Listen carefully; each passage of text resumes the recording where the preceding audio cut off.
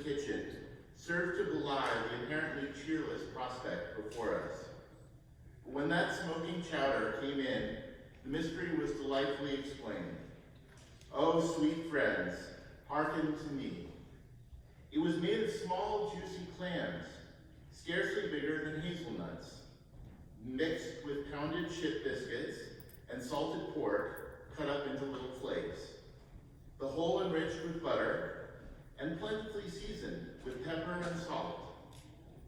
Our appetites being sharpened by the frosty voyage, and in particular, Queequeg seeing his favorite fishing food before him, and the chowder being surpassingly excellent, we dispatched it with great expedition.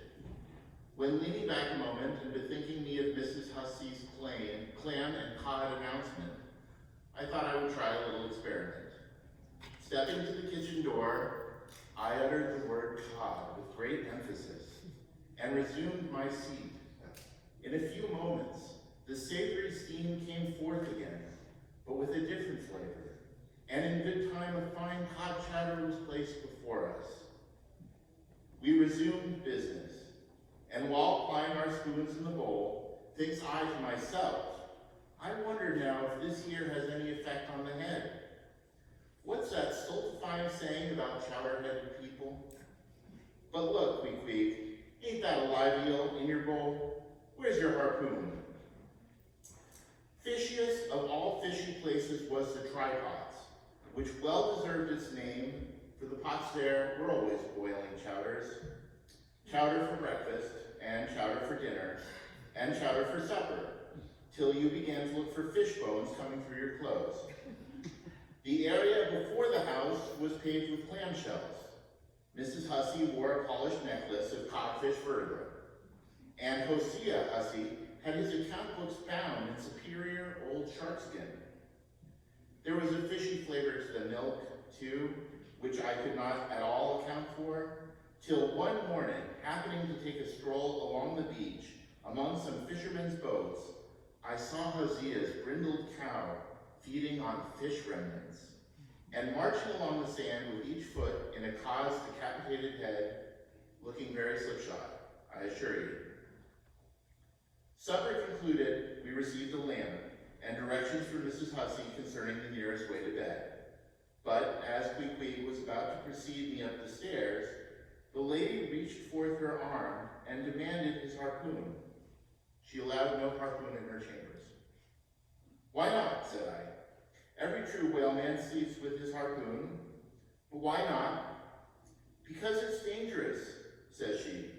Ever since young Stakes, coming from that unfortunate voyage of his, when he was gone 4 years and a half, with only 3 barrels of eel, was found dead in my first floor back, with his harpoon in his side. Ever since then, I allow no boarders to take such dangerous weapons in their rooms at night. So, Mr. Queequeg, for she learned his name, I will just take this here iron and keep it for you till morning. But the chowder, clam or cod tomorrow for breakfast, men? Both, says I. And let's have a cup of smoked herring by way of variety. Chapter 16, The Ship. In bed, we concocted our plans for the morrow.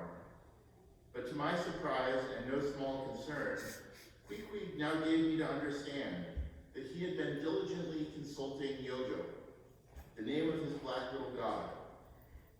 And Yojo had told him 2 or 3 times over, and strongly insisted upon it every way, that instead of our going together among the whaling fleet in harbor, and in concert selecting our craft, instead of this, I say, Yojo earnestly enjoined that the selection of the ship should rest wholly with me, inasmuch as Yojo purposed befriending us, and in order to do so, had already pitched upon a vessel, which, if left to myself, I, Ishmael, should infallibly light upon, for all the world as though it had turned out by chance.